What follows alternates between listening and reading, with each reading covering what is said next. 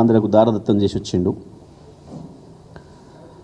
నేనేదో చేస్తున్న రాజకీయ ఆరోపణ కాదు.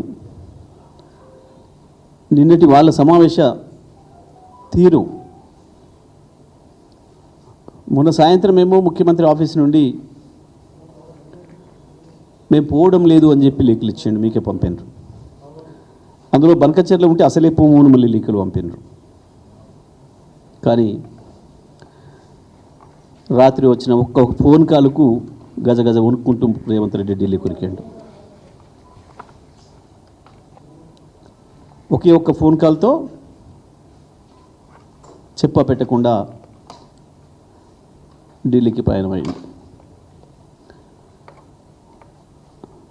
ఉండాల్సిన అధికారిక భవనంలో ఉండకుండా, తెలంగాణ భవనంలో ఉండకుండా ఒక హోటల్లో ఉన్నదే కేవలం రహస్య సమావేశాల కొరకు, వచ్చిపోయే వ్యక్తుల సమాచారం తెలియకుండా ఉండడం కొరకు.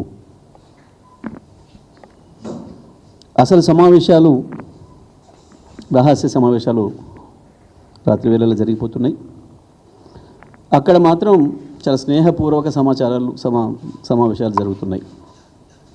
ఈ ఒక్కటి చాలు తెలంగాణ వాదులకు. ఇంకెవరికైనా కూడా కేసీఆర్ మీద కోపంతో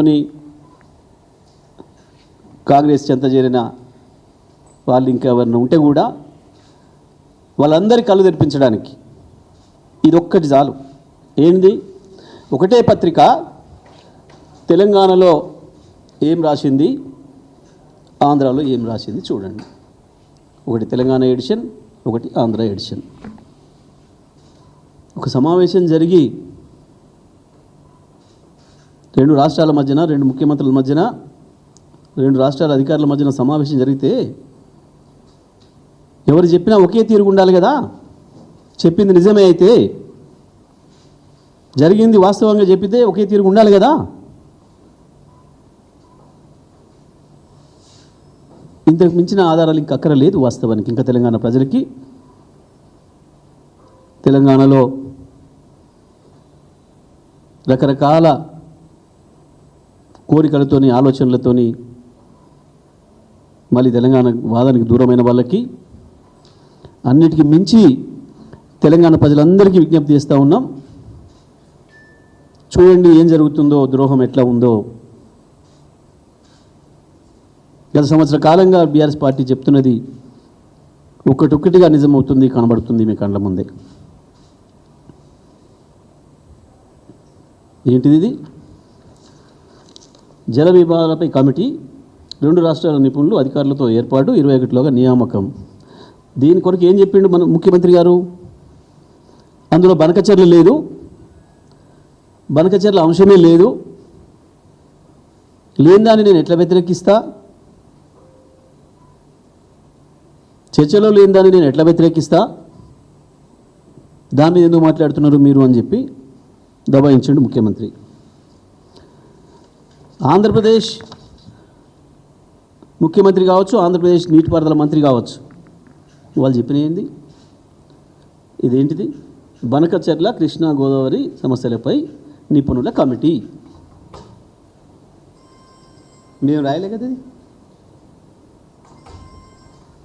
ఇదేమో తెలంగాణలో వచ్చింది, ఇది ఆంధ్రాలో వచ్చింది.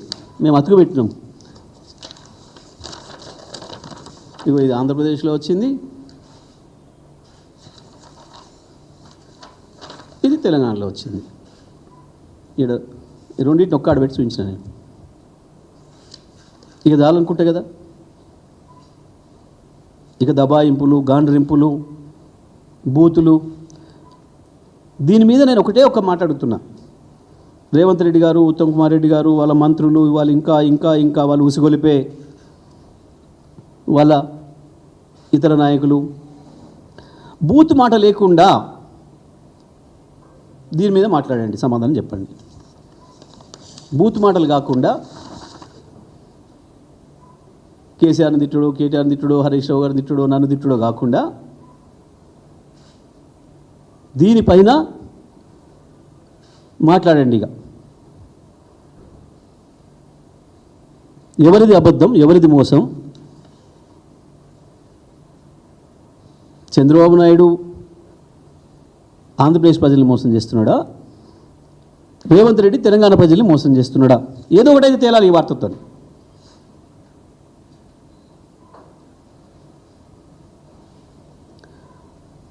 తెలంగాణను నడుపుతున్నది తెలంగాణ వాదులు కాదు, తెలంగాణ ఆత్మ లేనోళ్ళు, పరాయి వాడి చేతిలో కీలు బొమ్మలు తోలు బొమ్మలు అని చెప్పి మేము చెప్తున్న మాట నిజమని ఇవాళ మీకు స్పష్టంగా కనబడుతుంది తెలంగాణ ప్రజలకి. అవతల వాడు రాసిచ్చిన స్క్రిప్ట్తోని మాట్లాడుతున్నారు అనే విషయం స్పష్టంగా కనబడుతుంది. ఇన్ని అబద్ధాలు మాట్లాడిన ముఖ్యమంత్రి ఇంకా నీకు నైతికత ఉందా ఆడ కూర్చోవడానికి? అవ్వాలా నోట్ల కట్టలతో ఎట్లా దొరికిపోయినావో రెడ్ హ్యాండెడ్గా మళ్ళీ ఇవాళ అదే సేమ్ రిపీట్ అయింది. ఇవాళ మళ్ళీ ఈ రకంగా దొరికిపోయినావు. అవ్వాల నీ వ్యక్తిగతమైంది, కానీ ఇవాళ 4 కోట్ల ప్రజల జీవితాలకు సంబంధించింది ఇది. మొత్తం తెలంగాణకు జీవనాధారం, తెలంగాణను బతికి ఉంచగలిగిన ఏకైక ఆధారం గోదావరిని మొత్తం తీసుకుపోయి వాళ్ళ చేతులు పెట్టి ఏం సాధిద్దాం అనుకుంటున్నాను? ప్రజలు ఇచ్చిన అవకాశాన్ని ఇంత దుర్మార్గంగా వాడుకొని నీ రాజకీయ అవసరాలకు, నీ ఇతర అవసరాలకి ఒక్క ఫోన్ కాల్కు భయపడిపోతావా? ఏం చేస్తారు వాళ్ళు? తెలంగాణ ప్రజలు కదా నేను గెలిపించింది, ముఖ్యమంత్రిని చేసింది. నీ చీకటి దోస్తులు కాదు కదా. నీ చీకటి దోస్తులతో ఉంటే దావతులు చేసుకో, డబ్బుల మూటలు పంపించుకో, కానీ తెలంగాణ ప్రజల హక్కుల్ని దారాదత్తం చేసే అధికారం నీకు లేదు. నువ్వు నైతికంగా ఇవాళ ముఖ్యమంత్రి పదవిలో ఉండేదానికి అర్హత కోల్పోయినావు. ఇక దొరికిన తర్వాత కూడా దబాయింపు చేయడానికి కేవలం బూతులు లంఘించుకుంటావు, దాడుల కుసుగొలుపుతావు, లేదంటే మళ్ళీ కేటీఆర్కో ఇంకోరికో ఒక నోటీసు పంపించి మళ్ళీ పిలిపించి డ్రామాలు చేస్తావు. మీరు చూడండి, నేను చెప్తాను ఇప్పుడు సాయంత్రం నుంచే రేపటి నుంచి ఇంకొక డ్రామా మొదలు పెడతాడు. మళ్ళీ ఏసీబీ నోటీస్ అనో, ఈడనో, ఇంకోటనో కేటీఆర్కు ఏసీబీనే కాదు ఈడీ నోటీస్ అనో. ఎందుకంటే నేను రాత్రి మాట్లాడుకుంటున్న దాంట్లో అది కూడా ఉంది. కేవలం పదవిని కాపాడుకోవడం కొరకు.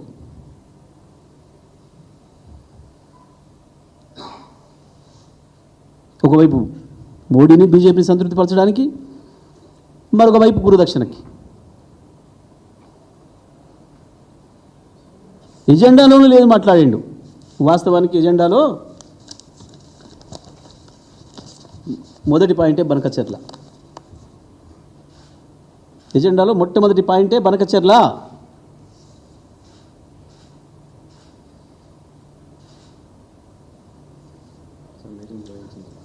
అసలు మీటింగ్కు దేనికి పోయినావు? ఎందుకు పోయినావు? నువ్వు డిమాండ్ చేయాల్సింది అపెక్స్ కౌన్సిల్ మీటింగ్ కొరకు. అపెక్స్ కౌన్సిల్ మాట్లాడడం లేదు. కేవలం వాళ్ళు చెప్పిన పద్ధతిలో ఆడుతూ ఈ ఇద్దరి భాషల కొరకు తెలంగాణ హక్కుల్ని దారాదత్తం చేస్తావా? తెలంగాణ భూముల్ని ఎండబెడతావా? తెలంగాణ రైతాంగాన్ని మళ్ళీ ఆత్మహత్యల పాలు చేస్తావా? మళ్ళీ వలసల పాలు చేస్తావా? మళ్ళీ బొగ్గుబావులు కూడా లేకుండా చేసిండ్రు. మళ్ళీ బొంబాయిలు దుబాయిల పాలా తెలంగాణ ప్రజల బతుకు? ఇంత దుర్మార్గమా? ఒక ముఖ్యమంత్రిగా గంత పచ్చి అబద్ధాలు, ఎంత అవమానం ఆ పదవికి! ఏం కొంపలు ముచ్చుకుపోయినా ఏమైంది? ఎందుకంత భయపడుతున్నావు?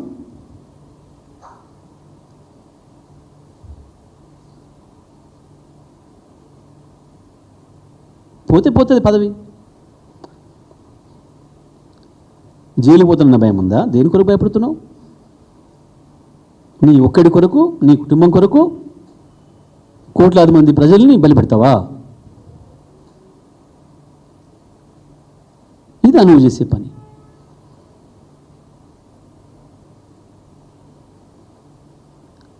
కాళేశ్వరం మీద అబద్ధాలు మాట్లాడి కాళేశ్వరాన్ని ప్రారంభించకుండా చంద్రబాబు చెప్పిన డైరెక్షన్లో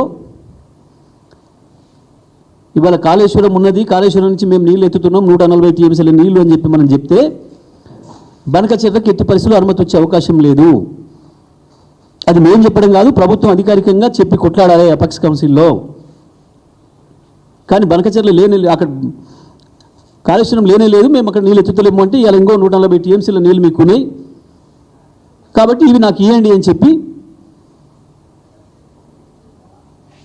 మోడీ ప్రాణం చంద్రబాబు చేతులు ఉంది కాబట్టి ఒప్పించి తీసుకుపోయే కుట్ర కాళేశ్వరాన్ని బండబెడుతుంది. అందుకే ఆనాడు కొద్ది రోజులు రాజకీయాల కొరకు చేసిండ్రు, అది కాస్త ఇవ్వాలని మెడకు చుట్టుకుంది.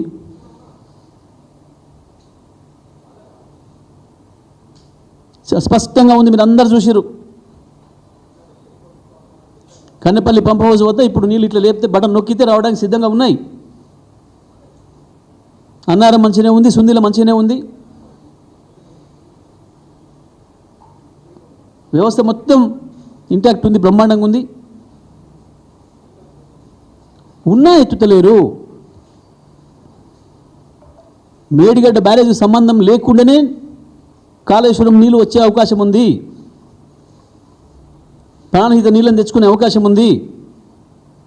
కేవలం బనకచెర్ల కొరకు, చంద్రబాబు కొరకు, చంద్రబాబు బనకచెర్ల అనుమతులు కేంద్రం నుంచి తీసుకొచ్చుకునేంత వరకు దీని జోలికి రారు, దీన్ని ముట్టుకోరు, దీన్ని రిపేర్ చేయరు, దీన్ని ఆన్ చేయరు. ఇగో ఇది ఆ ఇవాళ జరిగి నేను దాంతో శ్రీకారం చుట్టాను ఆ దుర్మార్గానికి.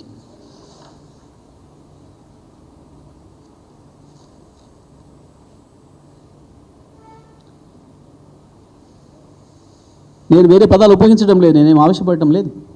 వస్తుంది ఆవేశం. నువ్వు చేసిన ద్రోహం చూసిన తర్వాత అది అర్థమైన తెలంగాణవాది, ఏ ఒక్క తెలంగాణవాదికి కూడా రక్తం మరగకుండా ఉండదు. ఇంత ద్రోహమా, ఇంత మోసమా? రాజకీయ పదవుల కొరకు కోట్ల మంది ప్రజల్ని బలిపెట్టి ఎంత సాహసం చేస్తారా? తెలంగాణ చరిత్రలో ఒక ద్రోహి ముఖ్యమంత్రి రావడం అనేది మాకు కూడా సిగ్గుచెట్టు.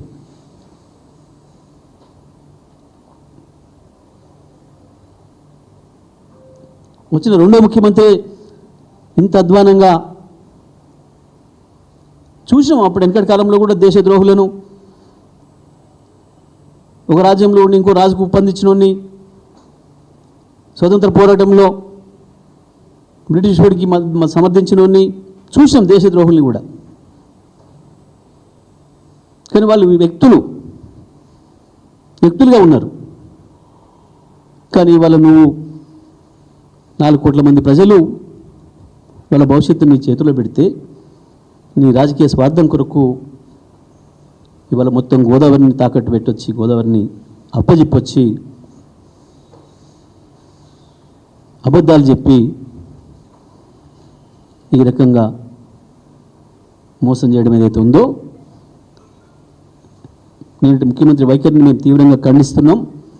ఇప్పటికైనా తెలంగాణ ప్రజల ముందట నిజం ఒప్పుకోవాలి, క్షమాపణలు చెప్పాలి. ఏమాత్రం నైతికత ఉన్నాను వెంటనే రాజీనామా చేయాలి ముఖ్యమంత్రి పదవికి. ఆంధ్రప్రదేశ్ నుంచి నీ బండారం బయటపెట్టిన తర్వాత వాళ్ళు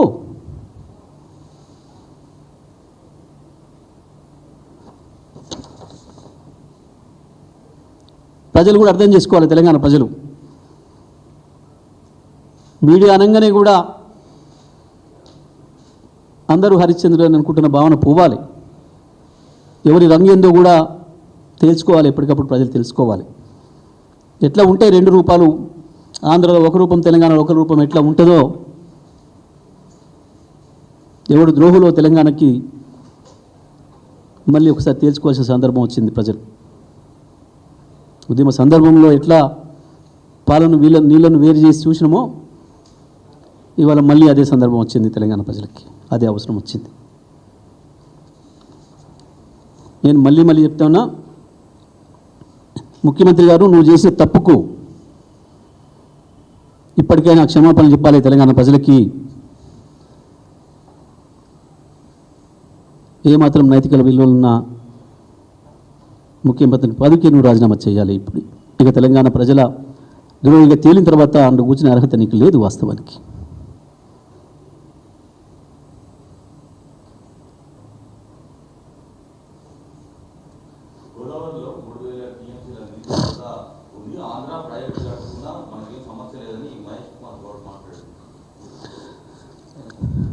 వాళ్ళ జ్ఞానం గంత ఉంది, వాళ్ళకి తెలంగాణ ప్రజల పట్ల గంత సోయి ఉంది. చాలా స్పష్టంగా అన్ని కమిటీలు చెప్పినాయి, పక్క రాష్ట్రాలు కూడా చెప్తున్నాయి. ఇంకా వాస్తవానికి గోదావరి నీళ్ళ మీద మాట్లాడుకోవడానికి వీలిదే కాదు, మిగతా రాష్ట్రాలను కూడా పిలవాల్సి ఉండే. మరి మిగతా 3 రాష్ట్రాలు ఉన్నాయి. ఇంకా ఇప్పుడు కేంద్రం కేవలం రాజకీయ పరిపాలన అవసరం కొరకు తల ఒగ్గి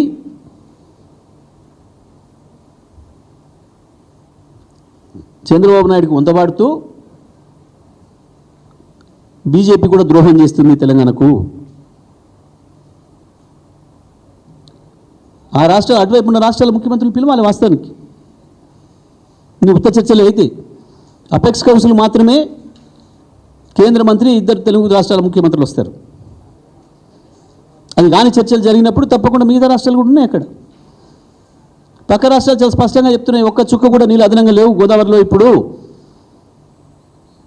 గోదావరిలో ఉన్న నీళ్ళ ప్రకారం అన్ని రాష్ట్రాలు అందరూ వాడుకుంటున్నారు. ఒక చుక్క నీళ్ళు కూడా లేవు కొత్త ప్రాజెక్టు కట్టడానికి ఇంకా అని.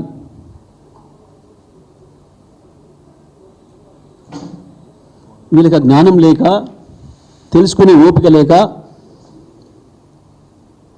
ప్రజల పట్ల కమిట్మెంట్ లేక,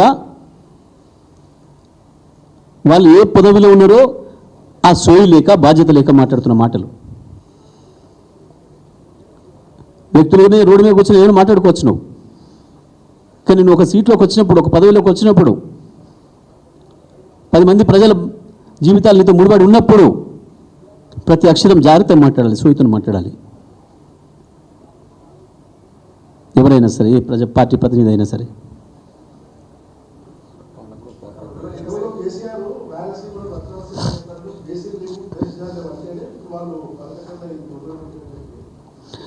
అందులో సందేహం ఏం లేదు. కేసీఆర్ చెప్పిన మాటకు మేము ఇప్పుడు కూడా కట్టుబడి ఉన్నాం. మేము చెప్పిన పద్ధతుల్లో చేస్తే తెలంగాణకు ఇంకా లాభం ఎక్కువవుతుంది.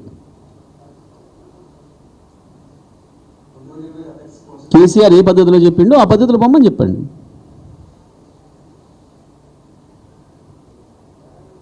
మేమే కాదంటాం లేదు.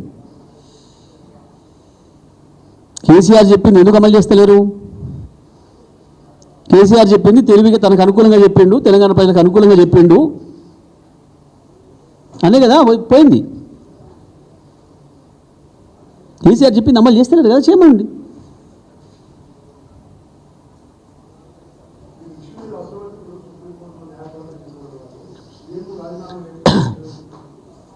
నేను చెప్పింది అబద్ధాలు ఆడినందుకు ఇష్యూ ఒకవైపు, నిన్నటి పచ్చి అబద్ధం ఒకవైపు, ప్రజలు ఎట్లా మోసం చేస్తుందనే దానికి. ఒక ముఖ్యమంత్రికి అంత పచ్చి అబద్ధాలు ఆడడం అనేది నైతికత అవుతుందా?